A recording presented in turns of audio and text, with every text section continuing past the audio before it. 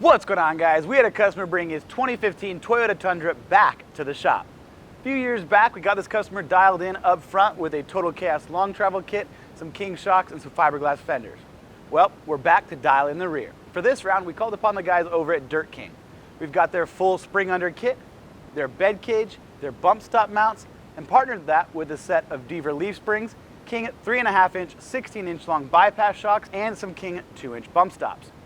We also installed a set of fiberglass fenders and our SDHQ built hidden bedside mounts to keep those things nice and tight when we're hammering it off-road. This suspension setup allowed us to fit a set of 37 1250 17 Toyo MT tires wrapped around a set of 17-inch Method 301 wheels. To get the spare in the right spot, we utilized our SDHQ built 3-way tire hold down and mounted it up in the bed. This customer knew he was looking to go a little bit faster, and so we wanted to increase that stopping power. We got a set of EBC rotors and pads on both the front and the back. Last but not least, we installed a Dirt King fabricated bumper to really just finish off the look of this pre-runner.